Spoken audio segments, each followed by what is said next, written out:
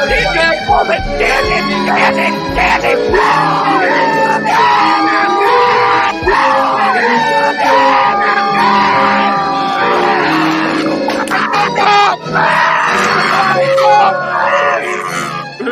the bang bang, Preston? Come on. I can't breathe. Pub Sports Radio. Come find us in Southtown 101. Subscribe on YouTube and all platforms where podcasts are found. Yes. It's Monday Night Football time. We got the man behind the stage, actually on the stage, on screen. Big Show, how are you doing? What up, Billy? All right, shout out to Billy for asking me to do this. He's asked me a couple times. I just been too shy to get on the camera, man. I'm not the best on this, but I'm happy to be your co-host for this show. The Monday Night Football. I was excited for the Thursday night game between the Vegas and the Browns. Had a 20 out of 20 in my 20 max. Yeah, my 20 max. I had 20 out of 20 Derek Carr lineups, and now no Derek Carr. So it's crazy. Big Show alluded to it. The COVID slate has brought this into a double game main slate. So we had to switch up the video vibes. Usually the Monday Night Football videos is me sitting behind some graphics and flipping through some players and some statistical informational data. But we thought we'd jazz it up a little bit. You know, it's Christmas time. It's holiday season. So let's give the gift on giving. First game of the slate is the Las Vegas Raiders 2.5-point road favorites over the Cleveland Browns, 2.5-point underdogs at home. Over under here is 40.5. To be honest with you, I was pretty shocked at the betting line. I thought that the Cleveland Browns would be the favorites, but Big Show kind of alluded to this a little bit earlier.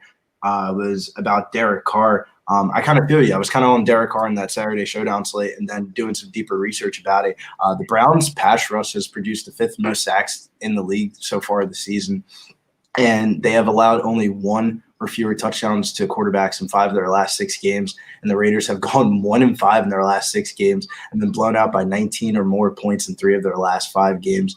And in blowouts, Carr has averaged 246 passing yards. To be honest with you, I'm not really too fond of Derek Carr on this slate. We'll talk about some quarterbacks in the later games, but what are your Derek Carr sentiments on the slate? Like I said, I was 20 out of 20 of them on that Thursday night slate. I really liked them then. Now I just got off because we got the availability of Kirk Cousins. I think Kirk Cousins will end up being my quarterback for the slate. I'm probably only going to do 5 lineups. So yeah.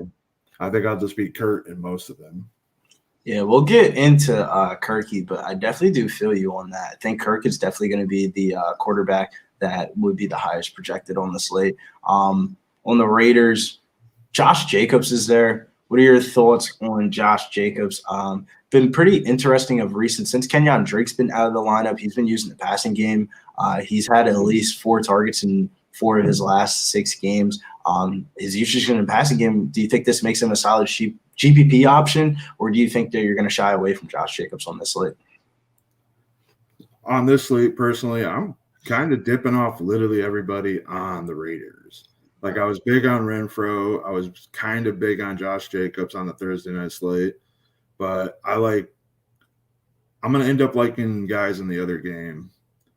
So my ownership is going to be real slim on Josh Jacobs. He might make one of the lineups. Yeah, I definitely do feel you on that. I feel like he might be a guy that I might play over on his receiving yard prop if it's at 3.5, maybe close to even odds. I think the guy that you really want to target on the Las Vegas Raiders has been discount Cooper Kupp, man. Hunter Renfrow has just been doing the damn thing, man. He's had a 27% target share of the Raiders' last 3 games, which translated to 33 targets, 30 catches for 353 yards, a touchdown. Troy Hill is actually the slot cornerback. He's going to be missing tonight's game, so I think this is a smash spot for Renfrow. Would you agree? Would this be the only Raider that you would have on your roster? Like I said, I'm going to probably only do 5 lineups.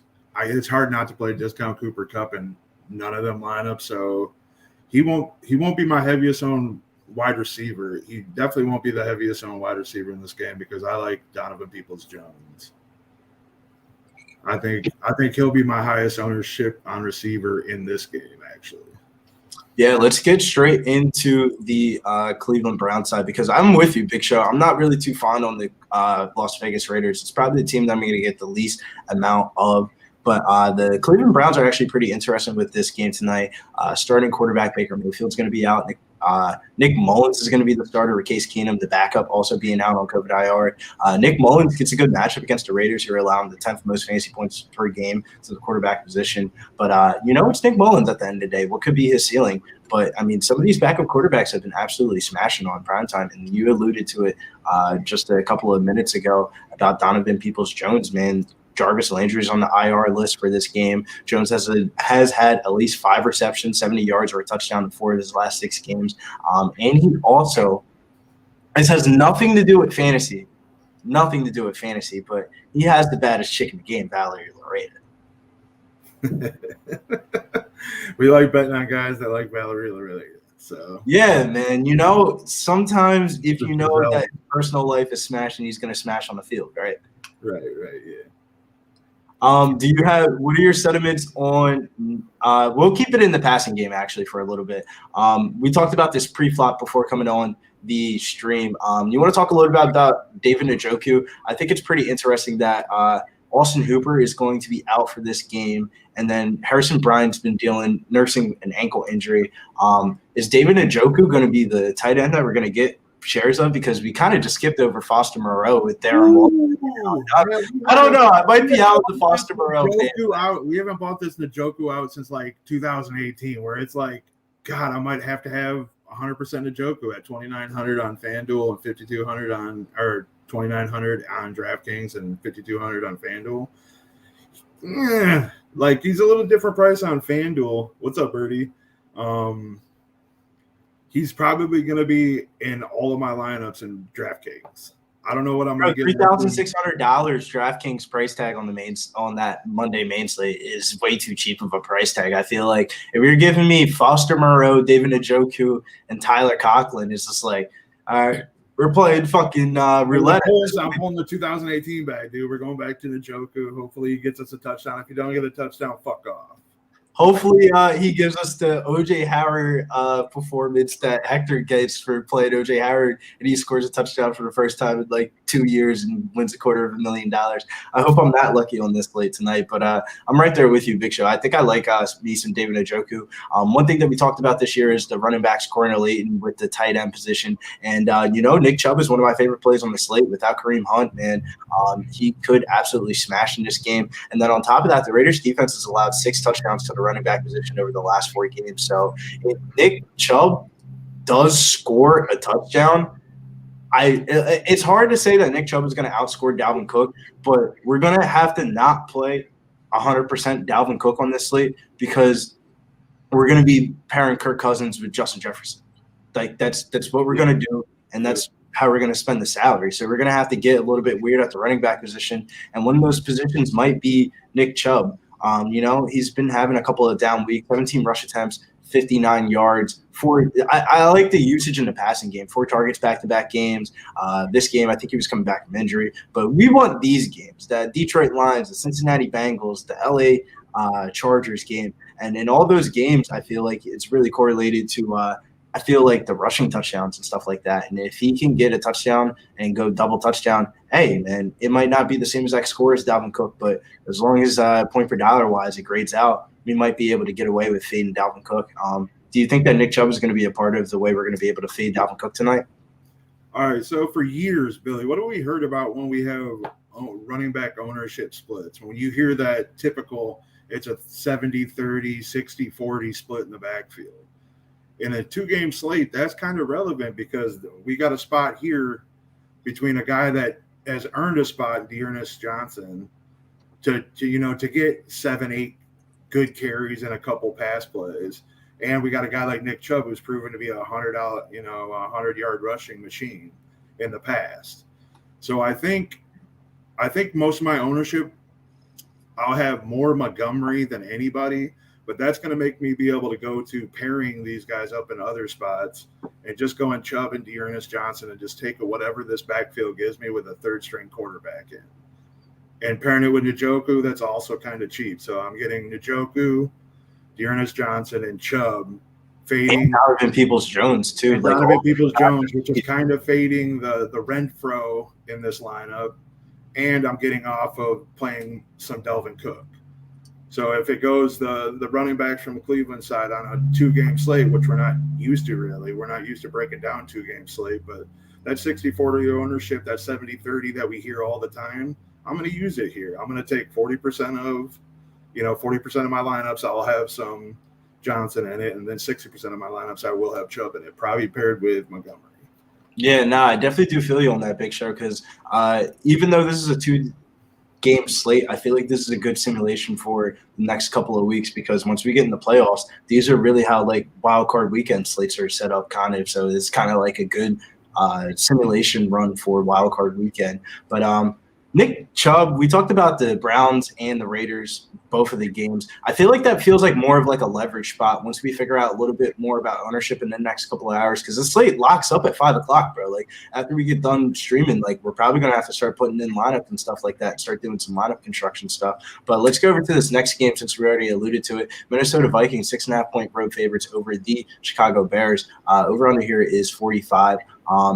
Shockingly, both of the teams are road favorites. I thought that was a little bit weird, but we talked about this a little bit earlier. Kirk Cousins, man, he's been absolutely smashing this year, dude. Let me pull up his player card so people that are watching the video can, at least be a little bit entertained and at least see a little bit of a player card and not just listen to some boring stats. But man, Kirk Cousins has been absolutely smashing this year, dude. He's had multiple touchdown passes in 6 straight games, and for the whole entire year, he's had multiple touchdown passes in 10 out of 13 games. And the Bears rank 30th against quarterbacks. Cousins has potential to break the slate, dude. And I think one of my favorite stack options tonight is going to be with Justin Jefferson. Over the past 2 weeks, he's had 29 targets, which translated to these two stat lines: 11 catches for 182 yards and a touchdown, and then 7 catches for 79 yards and a touchdown. And if Adam Thielen were to miss tonight, he could absolutely smash in this matchup. What are your thoughts on the Kirk Cousins stack tonight? Yeah, shout out to Birdie for the other comment. I don't know if you've seen What up, Birdie? He says Mullins is comfortable throwing to tight ends coming out of that 49ers system. You are very correct. I remember Mullins having a couple breakthrough games while he was out in San Francisco. But back to Kirk Cousins. The first thing I do, and especially 2-game slates, is I want to find out what combinations of stacks are winning competitions. So the highest correlating stacks is the quarterback to wide receiver, obviously. So if you nail that in a 2-game slate, if you get the nut, you got a better chance of winning the tournament. And then it's defense to wide receiver. So when I broad slated this thing, I picked Minnesota as my defense. It's actually funny that you picked Minnesota as your defense. The Bears have allowed 7 interceptions in the last 3 games.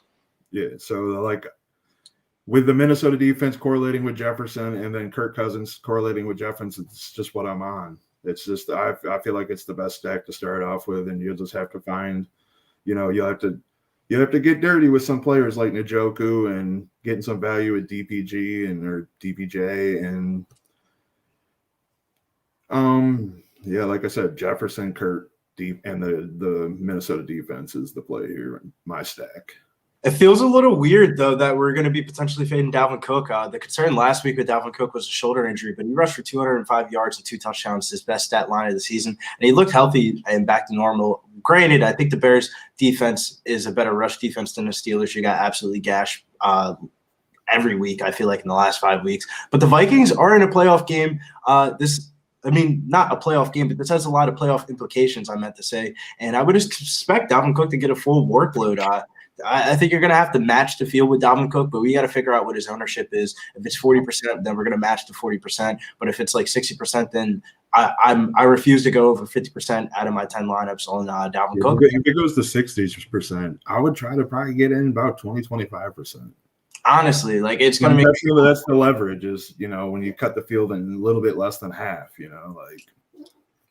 I would imagine, though, that Dalvin Cook really does reach that 60% threshold with this being a 2-game slate and him being the highest salary allocated player on both websites at $8,500 and $9,000 on FanDuel. But Adam Thielen, that's the only person that we have circled for like injury news. I don't know if he's in or out. I expect him to miss because of him not going to practice. But if he were to miss, that would help our Kirk Cousins stacks a little bit more with KJ Osborne, who saw 9 targets last week. One deep ball touchdown that really saved his fantasy day. But overall, though, he still had 16 targets over the past 2 weeks. This is a favorable matchup. And then Tyler Conklin, I feel like Thielen's direct correlation to Tyler Conklin's red zone efficiency and touchdown equity definitely goes up with Thielen being out on the field. But I will say, though, do you feel like the Bears linebacker corps would limit Conklin's full receiving yard upside even if Thielen was out? It depends on Conklin. I really think depends on whether Delvin Cook's starting to go off and they work the play action. If they have the play action working and it's moving them linebackers off their spots, Conklin can get open and he can be effective. But if they're focusing on Jefferson and Osborne more than, the interior secondary behind the linebackers, I think Conklin can. That's why he's not my tight end in this game. I'm going to Joku. So yeah, and I definitely do feel you on that. And then we'll talk more about the Bears side. I'll talk more about the pass catching options, and then I'll leave David Montgomery for you. Justin Fields had 33 pass attempts last Monday Night Football, but he didn't target one receiver more than 6 times. The Vikings defense have allowed 24 touchdowns in 13 games to the quarterback position this year, which is actually pretty bad. Darnell Mooney kind of popped out for me, $5,500, $6,100. Allen Robinson's on the COVID IR. Mooney's production has been trending down, though, but he's still seeing 12 targets over the last couple of weeks, catching 50% of his targets, 46 combined receiving yards. The Vikings defense has allowed the most fantasy points to the opposing wide receiver position this season. So that might pop up your boy, Jakeem Grant, who absolutely smashed on special teams last week. But he's still been getting targets in the receiving game, man. And he's been using a variety of ways where he can definitely be relevant on the slate at $3,800, $5,200. He might be one of the lower owned value plays that you might need. But I think the guy that I kind of want to pair my Justin Fields stacks up with might be Cole Kmet. The Vikings defense has allowed 4 touchdowns to the tight end position over the last 4 games. Kmet nearly played all the snaps and has had at least 5 targets in all but 1 game since week 6. But Graham has kind of limited his red zone upside. I don't know how long that is going to really hold up for. But the only other guy that I would say in the receiving game that is relevant for Justin Fields is Demir Byrd. He made the most of his 2 targets last week, catching both. One of those was for a 58-yard touchdown, which really paid off his fantasy value. But with A-Rob and Godwin both out, you could see another 5-target day and have big play upside. But you want to talk about a little bit about David Montgomery on this slate? Yeah, the reason I'm picking David Montgomery to be like the anchor of my running back core is because I need the little bit of price change on DraftKings more or less than FanDuel. So I'm kind of big on Montgomery on DraftKings more than FanDuel. His price is $6,800 on FanDuel. I don't mind it, but he's just a better home running back. And in this situation, the only way the Bears win, I think, is if they get out, get Mooney moving, get a guy like Cole Kmet moving, and then start working this run game. It's the only way they can control the game and actually win it, because we've seen Minnesota barely win games and see them lose games that they shouldn't lose, like to the Lions. Like, I feel like the best way to attack them is probably this run game. Especially the fact that I feel like people got burnt by David Montgomery on the last time that the Bears were on the primetime slate, and then the time before that too on Thanksgiving. I feel like with the recency bias, I definitely think David Montgomery might be the path to victory of fading Dalvin Cook. Yeah, I mean, we got Cook, Chubb, Dearness Johnson, Jacobs, and David Montgomery. Like, I'm not real big on Jacobs this week. He probably is going to be the one that crucifies my lineups. Like, if he goes off, I'm done. Like, because I'm not going to have any in him. I'm going to be limited on Cook. And watch this be the Foster Moreau week. Well, if it's Foster Moreau week, my running backs weren't wrong. So that's what it is. Yeah, but I do like the David Montgomery call. The Vikings are allowing the 9th most fantasy points to opposing running backs this season. Montgomery saw 7 targets last week and had 6 catches for 39 yards. So if he's going to get that usage in the passing game, they're not going to bring anybody else back. I think volume is going to trump the efficiency at the end of the day, especially on a 2-game showdown slate. You're just going to want to play the volume on the slate. But Big Show before we get into the next segment, quick little shout outs to the sponsors over at Manscaped and Southtown 101.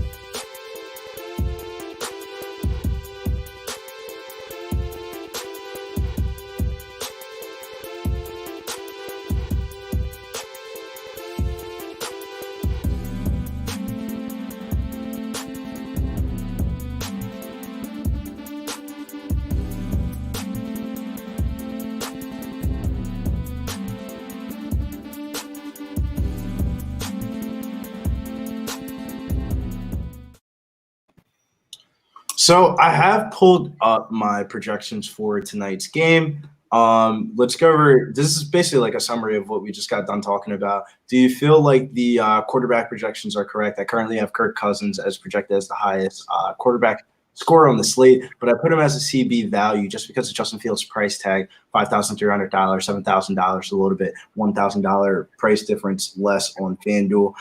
I do feel like his value is there just off the rushing upside. If he does get a rushing touchdown. And then I have Nick Mullins also in there. I don't know how much Nick Mullins I'm going to get to, but, just in case, I will have Nick Mullins lineup or two. Who would you say is your favorite quarterback on the slate? Kirk Cousins, right? Yeah, I'm going Kirk Cousins in this one. If you would ask me Thursday, like I said, it would have been Derek Carr over who was supposed to play Thursday night? It was going to be the Patrick Mahomes. Nah, I think you're getting Thursday and Saturday mixed up. And yeah, it would have been Carson Wentz. Yeah. I would have went over, yeah.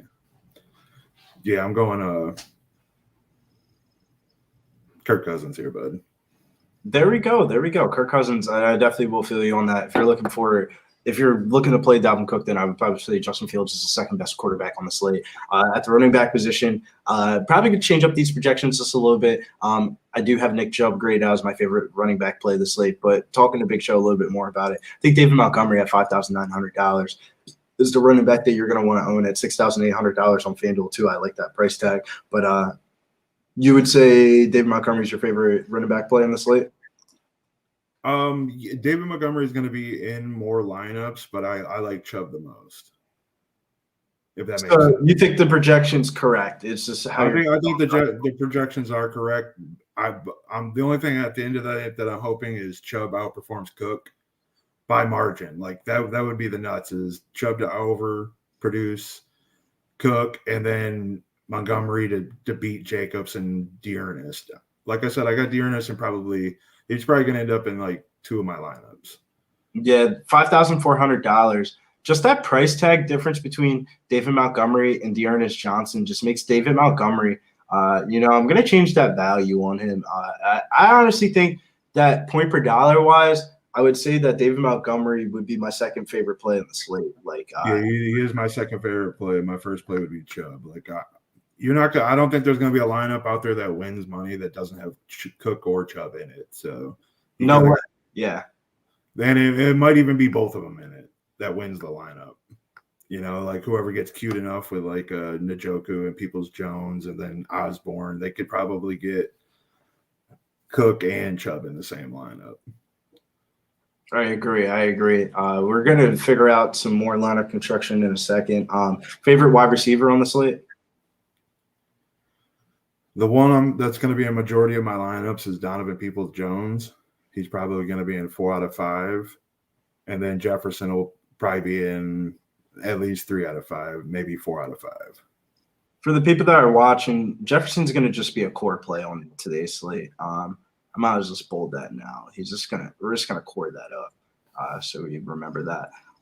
Me personally, I'm going to say to go with the Kirk Cousins stacks. If Adam Thielen is going to miss the game, regardless if he's in or out, I think KJ Osborne is going to be relevant. $4,500, $6,000. But if you're looking for a pivot, I think Donovan Peoples-Jones is right there, and we're going to be multiple lineups.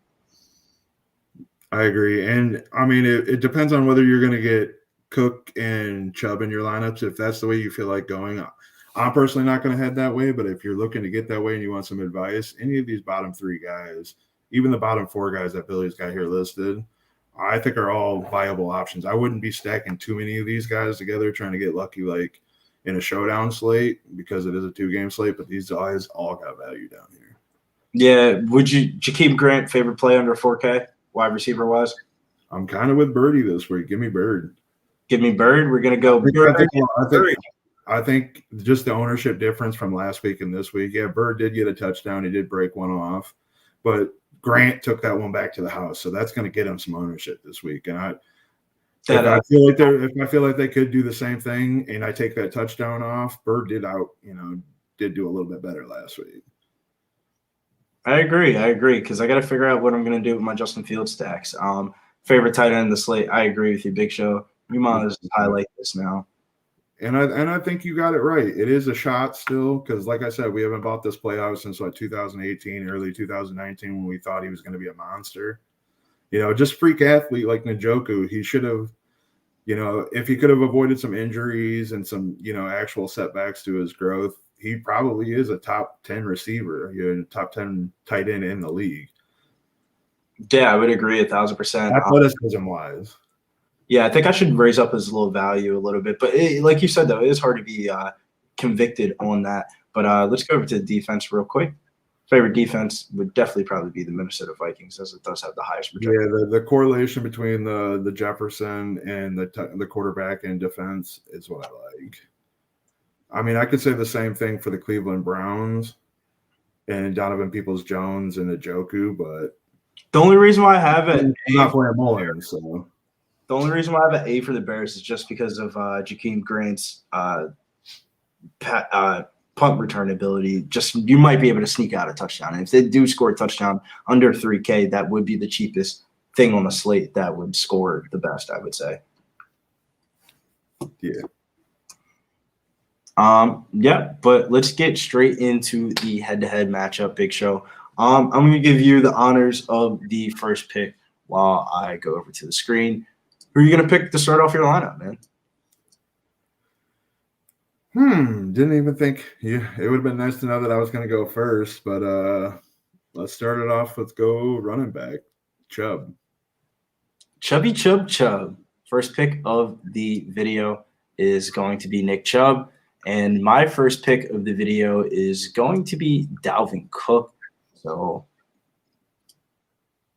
and then I get the second pick for going first. We go double. Go ahead. Second pick for me, gonna have to do it to you, bro. Justin Jefferson. Anything you can do, I can do better. Justin Jefferson is gonna be my second pick. So, who are you gonna go with? You got double back-to-back picks. So obviously I'm locking up Kirk Cousins right here to stop you from getting the correlation with my favorite stack. And I should take Renfro to be a dick to you, but I'm going to take Mooney. I was going to say, you're going to have to get a wide receiver just to match that upside. So let's show the people where we're at right now. Big Show's got 6,300 remaining. He's got Cousins, Chubb, Mooney, trying to get off a little Cousins stack. So I had to block him and grab Cook, Jefferson, and I'm going to make this pick live. I'm going to go Justin Fields as my quarterback. And to be honest with you, bro, I need a running back in this lineup, but we're going to hold off on the running back. And I'm going to grab KJ. Lock that up now since she got Mooney. Goes back to you, Show.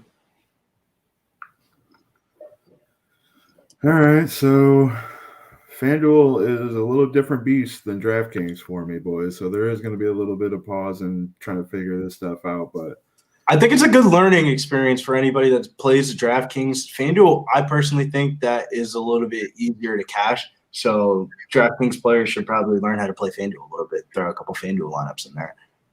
All right, so I'm gonna go with my running back, David Montgomery. And then, is it your turn now? No, it's yours. You get double. Yeah. Oh, time to pay up. Hunter Renfro.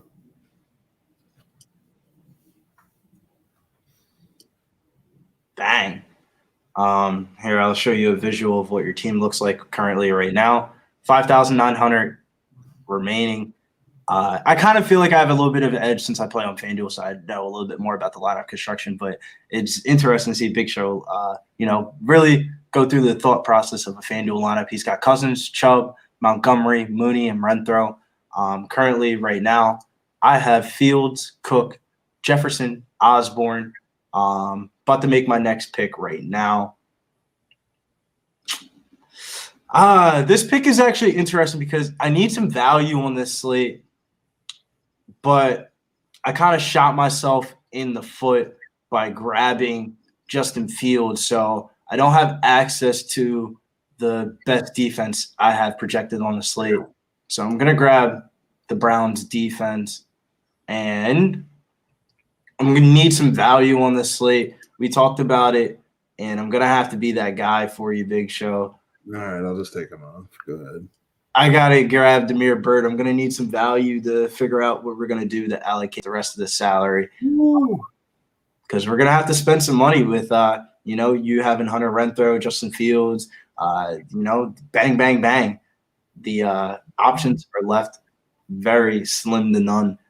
Big Show, back to you. This is your team currently right now. Cousins, Chubb, Montgomery, Mooney, Renfro, and you have 4 players remaining. And I go double here? Yes, you go double here. I've talked about it in the stream the whole time. One of my favorite players, David Njoku. And then you might as well lock up the Minnesota defense for me too, since he took Cleveland. I could wait, but I already know where I'm going, so I might as well just take them ones. Yeah, honestly. So I'm kind of left with the only running back left on the slate that fits the salary. Josh Jacobs is going to be my RB2 that's going to be paired up with Cook. That's going to be interesting. And now I need a tight end. Do I go with the stack of Fields, Damiere Byrd, and fucking Cole Kmet as my what up, Tone? What up, Tone? I think that's what I might have to do, but honestly, I might want to lock up this wide receiver. Do you have – yeah, I'm going to have to grab your boy, Donovan Peoples-Jones. Welcome to the roster, baby. Yeah, you got me there. You sniped me. And then my last pick that's going to fill out my roster is going to be my tight end. We're going to leave some salary on the board, but we're playing head-to-head, so obviously we're going to leave a little bit of salary on the board. So I'm going to correlate this up with Cole Kmet. I'm going to take a shot at Cole Kmet. So my final lineup is Justin Fields, Dalvin Cook, Josh Jacobs, Justin Jefferson, KJ Osborne, Damiere Byrd, Cole Kmet, Donovan Peoples-Jones, and the Browns defense. Big Show, your lineup has 2 selections left, and you have Cousins, Chubb, Montgomery, Mooney, Renfro, Njoku, Vikings. Before you get into your pick, how do you feel like going first? It's kind of weird in the beginning because you get the first pick, but I feel like you don't get the certain value plays that you want. I mean, it is what it is. It's the format of the game. Like it's good for a 2-game slate that we're both, I could see some of my details that I've left throughout the stream in your lineup, and I could see some of your details that you provided the stream in my lineup. So you brought up on your little value sheet Deshaun Jackson. He's going to make the lineup since you sniped Donovan Peoples-Jones on me, which is a good play, I think. You're going Jackson over your boy Grant? Yeah. Yep. Like I said, Grant had a great game last week. Can he do it back-to-back weeks on a Justin Fields? I don't know. And then I'm going to pick Dearness Johnson as my flex.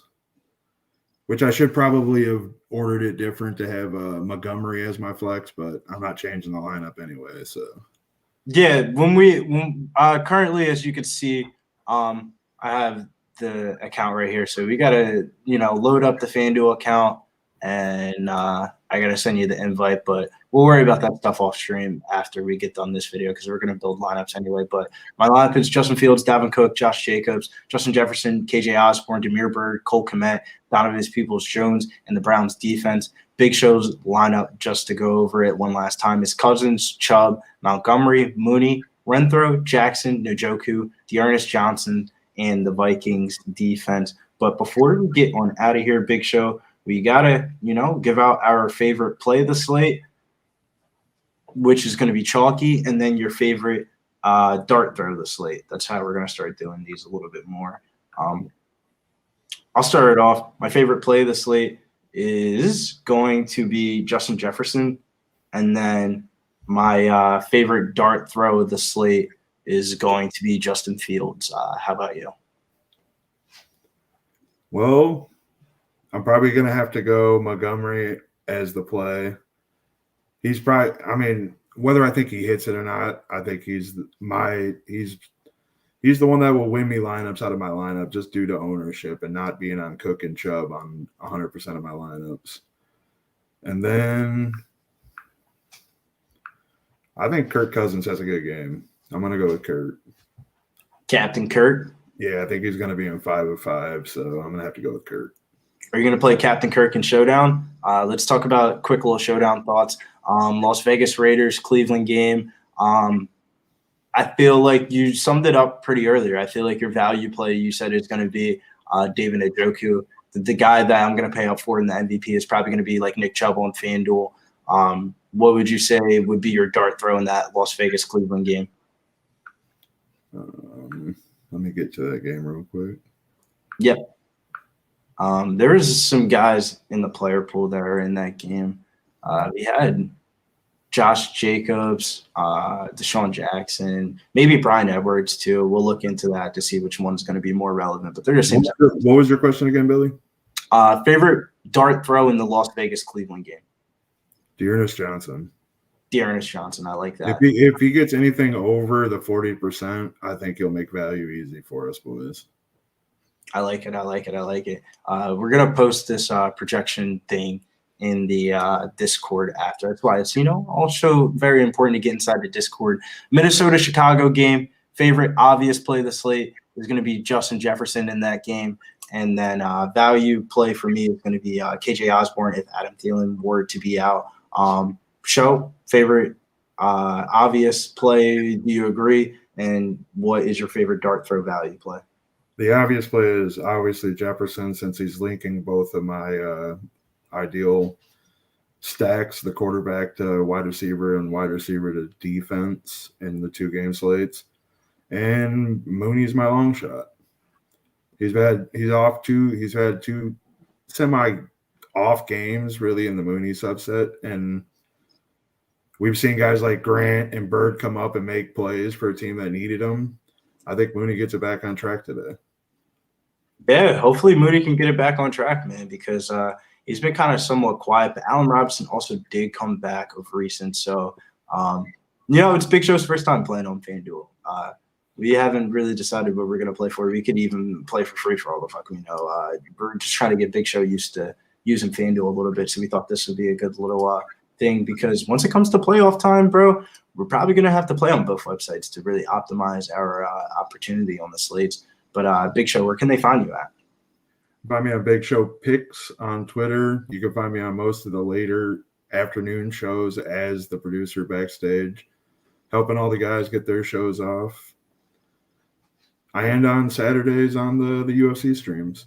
Yeah, we got a little time off, but if you still want to get this shirt that I'm actually wearing right now, make sure you head over to thepubsportsradio.com. It's Christmas time. You got to get your Christmas gear. Big Show's got his Christmas gear. I got my Christmas gear. Shouts to Slaughter.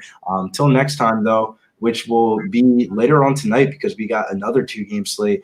The video probably won't be as long. We'll probably go with a shorter format, but we'll figure that out. But until next time, we out. We be pubbing.